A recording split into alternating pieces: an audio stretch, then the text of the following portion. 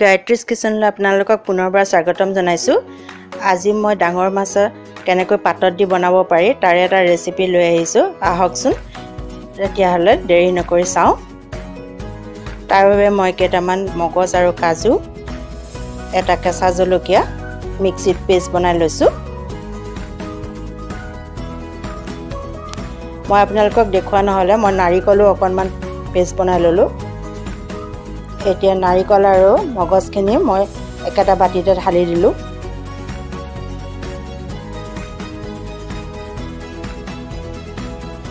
ইয়াতে মই 1 চামুচ জলকীয়া গুড়ি,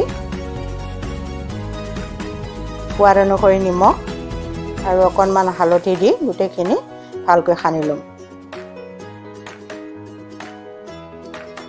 এতিয়া মাছ কেইপিচ তাতে দি দিলোঁ।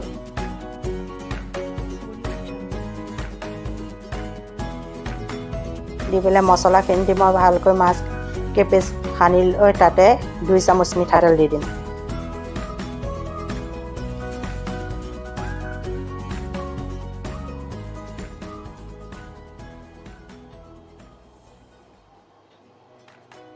গেছত এখন টেৱা পাতি মই আজি হালধি পাতত দিম, সেইকাৰণে পাতকেইখন টেৱাখনৰ সেকি লৈছোঁ যাতে মাছৰ টোপোলাকেইটা বান্ধোতে পাতকেইখন ফাটি নাযায়।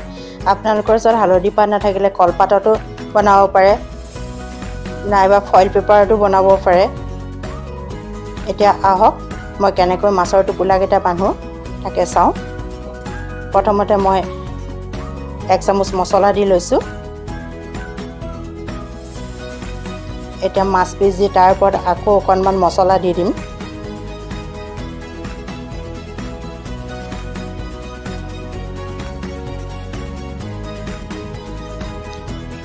দুটা কেঁচা জলকীয়া দিলোঁ।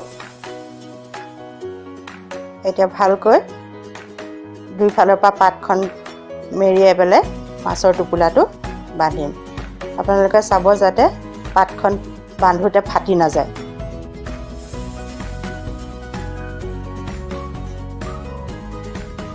এতিয়া এডাল ৰছীৰে বান্ধি দিম যাতে ইলুটি খিলুটি কৰি থাকোঁতে মছলাখিনি পাতখনৰ কাষেদি ওলাই আহিব নোৱাৰে।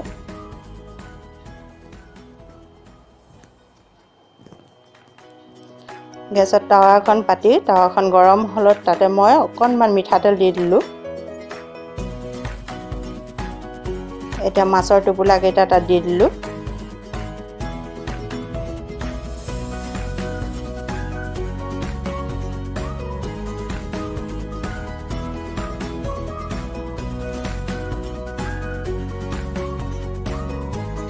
এতিয়া মই অকণমান সময়ৰ কাৰণে গেছটো কমাই পেলাই ঢাকি থ'ম। মাজে মাজে এবাৰ দুবাৰ ইলুটি খিলুটি কৰি থাকিম, আপোনালোকেও কৰি থাকিব। আপোনালোকে ভাবিছে চাগে মই টাৱাখনত মিঠাতেল কিয় দিছোঁ। মিঠাতেল দিলে পাতখন ধুনীয়াকৈ ভাজ খাব, ভাজ খালে তাৰ হালধি পাতৰ গুণটো মাছৰ ভিতৰলৈ সোমাই যাব, সেইকাৰণে মই অকণমান মিঠাতেল দি দিছোঁ। এতিয়া আকৌ মই 20 মিনিট সময়ৰ কাৰণে ঢাকি দিলোঁ। মাজে মাজে ইলুটি খিলুটিকৈ লুটিয়াই থাকিব, নহ'লে একফালে পুৰি যাব। আপোনালোকে এনেকৈ হালধি পাতৰ ডাঙৰ মাছ পাতত দি খাইছেনে বাৰু? নাই খোৱা যদি এবাৰ বনাই খাই চাব, বৰ টেষ্টি হয়। এয়া দেখিছে মাছ পাতত দিয়া হৈ গৈছে, দুইফালে ধুনীয়াকৈ পাতখন পুৰা নিচিনা হৈছে। এতিয়া মই প্লেট এখনত গোটেই মাছখিনি কাঢ়ি ল'ম। আপোনালোকে মোৰ ভিডিঅ'বিলাক চাই পেলাই লাইক কৰিবলৈ নাপাহৰিব, আৰু যিসকল নতুন ভিউৱাৰ্ছ তেখেতসকলে মোৰ চেনেলটো ছাবস্ক্ৰাইব কৰি থ'ব যাতে মোৰ নতুন ভিডিঅ'বিলাক আপোনালোকে সোনকালে নটিফিকেশ্যন পায়।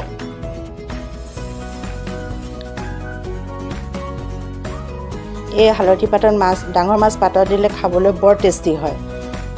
এতিয়া আহকচোন চাওঁ মাছ সিজিছেনে নাই। আমি সাধাৰণতে সৰু মাছে হালধি পাতত দি খাওঁ বা কলপাতত দি খাওঁ, ডাঙৰ মাছ দিলেও খাবলৈ ভাল লাগে।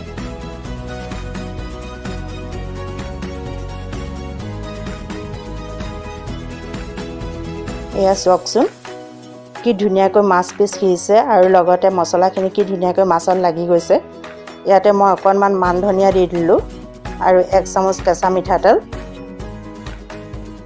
এনেকৈ যে গৰমে গৰমে ভাতৰ লগত খাবলৈ ইমান টেষ্টি হয়। আপোনালোকে যদি বনাই খোৱা নাই এবাৰ নিশ্চয় বনাই খাব আৰু লগতে মোলৈ কমেণ্ট কৰিব কেনেকুৱা পালে।